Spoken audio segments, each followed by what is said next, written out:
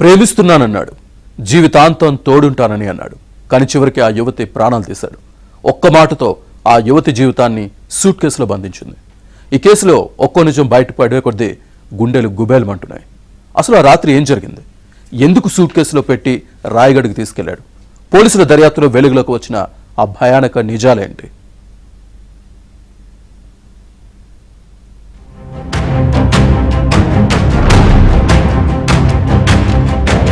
అది ఒడిశా అటవీ ప్రాంతం. అనుమానాస్పదంగా పడి ఉన్న ఓ సూట్ కేస్ కొన్ని రోజులుగా పడుందేమో. తీవ్రమైన దుర్గంధం రావడంతో స్థానికులు పోలీసులకు సమాచారం అందించారు. రంగంలోకి దిగిన ఒడిశా పోలీసులు దానిని తెరిచి చూడగా కుళ్లిపోయిన మృతదేహం బయటపడింది.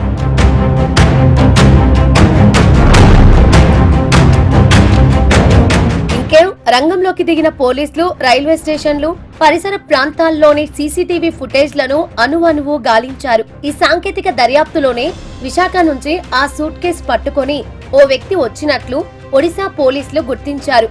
దాంతో పోలీసులు బ్రెయిన్ కు పదును పెట్టారు. ఆ వ్యక్తి కదలికలు రికార్డు కావడంతో అసలు గుట్టు రట్టయింది.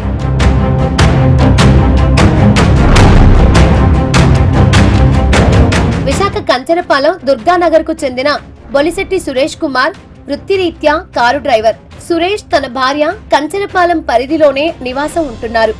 భార్య గర్భిణీ కావడంతో పుట్టింటికి వెళ్లింది. కార్ డ్రైవర్ కావడంతో పోలీస్ డిపార్ట్మెంట్ లో యాక్టింగ్ డ్రైవర్ గా వెళ్తూ ఉండేవాడు.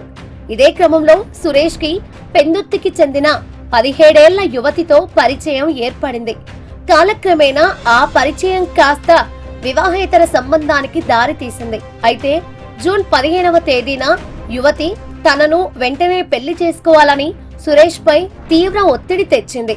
భార్యతో ఎలాంటి గొడవలు లేకుండా హ్యాపీగా సాగిపోతున్న తన సంసారానికి ఈ పెళ్లి ప్రస్తావనను ముప్పుగా భావించాడు సురేష్. క్షణికావేశంలో ఆమెపై విచక్షణారహితంగా దాడి చేసి అత్యంత కిరాతకంగా హతమార్చాడు.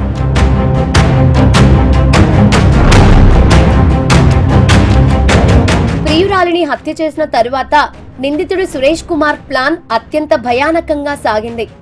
విశాఖలోని ప్రముఖ జగదాంబ సెంటర్లో ఒక పెద్ద సూట్ కేసును కొనుగోలు చేశాడు.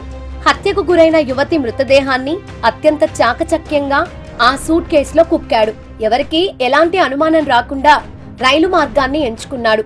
ఒడిశాలోని రాయగఢ పరిధిలోని జేకేపూర్ దట్టమైన అటవీ ప్రాంతానికి ఆ సూట్ కేసును తరలించి అక్కడ నిర్మానుష్య ప్రాంతంలో పడేసి ఏమీ తెలియనట్లు తిరిగి నగరానికి వచ్చి తన పనుల్లో పడిపోయాడు.